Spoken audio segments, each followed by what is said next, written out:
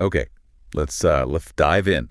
Today we're tackling something that honestly trips up almost everyone, Hmm. even really advanced English speakers. Those subtle, tricky bits of grammar. Yeah, the structural pitfalls. Little things. Exactly. We're not really talking about learning tons of new words today, but more those tiny connecting words or sneaky pairs of words that Yeah. sound alike. Right. And when you misuse them, it can really knock your confidence, and your accuracy. That's so true, because fluency isn't just about having a huge vocabulary, is it? It's often judged by how accurately you use those connecting pieces. The grammar scaffolding, sort of. Right, the structure that holds it all together. And the sources we looked at, they really highlight how these, seemingly simple errors, especially with prepositions and easily confused words, they just persist. Even when someone's speaking pretty fluently otherwise. Precisely. So today, our mission really is to provide you with a shortcut to get at why these errors happen, so Wow. you can maybe stop them at the source or at least catch them. I like that framing. Moving beyond just memorizing rules to understanding the structure, the reason behind it. Exactly. So let's start with what we're calling prepositional puzzles. These tiny words like in, on, at.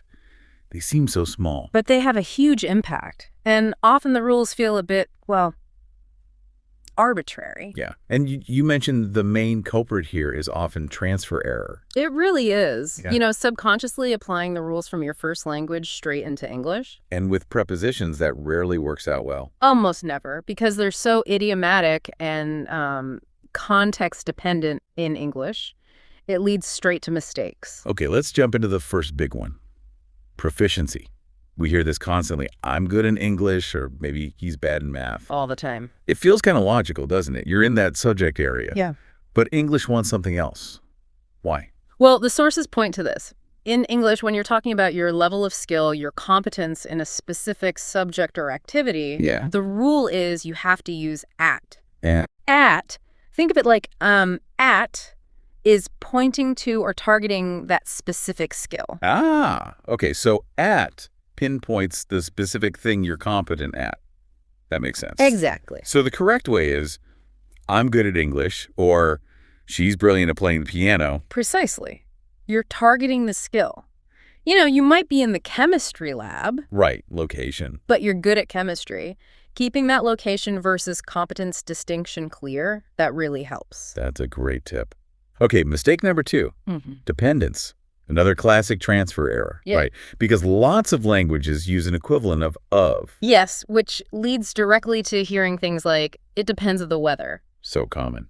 But in English, the verb depend is, it's basically glued to on. Always. Always. It's a fixed pair. Think of it like a phrasal verb. You can't really swap out the preposition. It depends on the factor that influences the situation. Okay, so that's the mental hook. Yeah. Depend on. Yeah. Like, my decision depends on the information I get. Exactly. Or that simple phrase, you can depend on me. The on shows the reliance, the connection between the subject and the deciding factor. And it's fixed. No wiggle room like with some other verbs. Very little. Depend on is pretty solid. Good to know.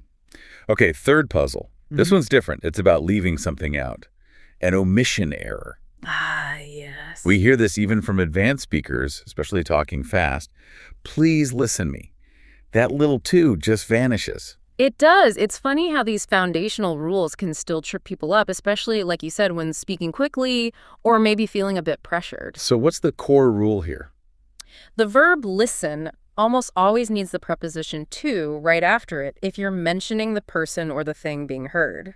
So treat listen to like a single unit, a fixed pair that directs the listening. That's a great way to think about it. You don't just listen music, you listen to music. Are you listening to the radio?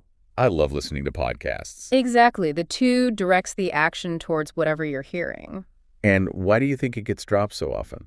Just speed. I think largely yes. It's a small, usually unstressed word. When you're rushing to get your idea out, to is an easy casualty, even though structurally it's essential. Right. So just being aware of that tendency can help you consciously put it back in. Awareness is the first step, definitely. Okay, we've wrestled with the small words. Now let's move on to some bigger challenges. Those confusing word pairs. The homophones and near homophones. Yeah, they look or sound similar, but they play totally different roles grammatically. And honestly, even native speakers mix these up sometimes. Oh, absolutely. So getting these right gives you a real edge. Understanding their function, noun, verb, whatever is key. Let's start with maybe the heavyweight champion of confusion, affect versus effect. Always a popular one. Right. Okay. The simplest way to remember this, probably 95% of the time. Okay. Affect starts with A. Think action. It's the verb. To influence, to impact, to change something? Right. Like lack of sleep can seriously affect your performance. It does something to your performance. Yeah. A for action, affect is the verb. Yeah. Got it. And affect starts with E. Think end result. It's the noun. The outcome, the consequence of the action. Precisely. The new policy had a positive effect on the economy. The effect is the result. That A for action, E for end result trick is pretty useful. It's a great starting point. Yeah. Now, if you want the slightly more advanced version, Ooh, okay. Bonus round. affect actually can be a verb sometimes, Really? When? only when it means to bring about or to accomplish change. It's more formal. Ah, okay. Like the manager wanted to affect changes in the workflow, meaning to make the changes happen. Exactly, to bring them into being. But honestly, sticking to A action verb, E and result noun will cover you almost all the time in daily use. Good to know the exception, though. Right, next pair. Advice versus advise. Similar spelling, again? Very similar, but different parts of speech. And one crucial grammar point. Okay, lay it out for us. Advice with a C is the noun. It means the suggestions, the recommendations. Okay. And the crucial thing here, it's an uncountable noun in English. Ah, like water or information. You can't count it directly. Exactly. It's treated as a sort of conceptual mass, which means... No more is at the end for plural. You can't say advices. Correct. And you can't put an in front of it. Right, no. And advice. What do you say instead? You have to use a phrase like a piece of advice if you want to talk about one specific suggestion. She gave me a good piece of advice. Or you can just say some advice for the general concept. Can I give you some advice? Got it. Uncountable noun. That's the key for advice. And then advise with an S, that's the verb. It simply means to give advice. The doctor advised him to rest. It's the action of giving the suggestion. Exactly. And didn't the sources mention a pronunciation trick here too? Yes, this is quite helpful. Listen to the final sound. Advice, noun, ends with a clear S sound, like ice. Advise. S. Right. Crisps. But advise, verb, ends with a Z sound, like wise. Advise. Zzz, that buzzing Z sound.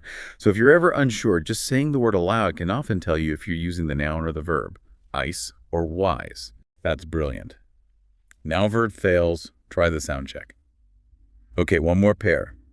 Borrow versus lend. Ah, yes, the perspective pair. They describe the exact same events, someone giving something temporarily, someone taking it, but from opposite viewpoints. Totally opposite. It's all about focusing on who is giving and who is receiving. So borrow, what's the focus there? Borrow is about taking something temporarily. The focus is on the person who is receiving the item. Can I borrow your pen? I want to take it. I am the receiver. Perfect. And lend. Lend is about giving something temporarily, usually expecting it back. The focus is on the person who is giving the item. Exactly. The bank lends money. The bank is the giver. Could you lend me your pen? You are the potential giver. So if you mix them up, you get those really awkward sentences, Like, can I lend your dictionary? which sounds like you're offering your dictionary to them. When you actually want to take theirs. So the simplest rule, The borrower gets. The lender gives. If you just remember that, you should be fine. borrower gets, lender gives, clear. So we've laid out the rules for these tricky spots. Now, maybe let's quickly see how they might combine or show up in, real world situations. Yeah, let's synthesize a bit. How about this scenario? Someone needs help with a contract. They email, I need an important advice regarding the contract. Can I lend your time this afternoon? What's wrong there? Okay, two main issues jump out immediately based on what we just discussed. Go on. First, an important advice. Advise is the verb, and they've used an, which signals a singular countable noun. And advice is uncountable. Right. So it should be perhaps I need an important piece of advice, or maybe just I need some important advice. Okay, that fixes the first part. What about the second bit? Can I lend your time? Again, perspective confusion. Lend means give, So they're asking, can I give you my time? which is the opposite of what they mean. They want to take or use the other person's time. So they should say, Can I borrow some of your time? Or maybe more naturally, could you lend me some time? Or do you have some time? wow. So those two small errors completely change the meaning and make the request unclear, even a bit weird. They really do. And that, I think, is the core point here. Mastering these isn't just about memorizing phrases, it's about understanding the patterns. Why add for skill? Because it pinpoints competence.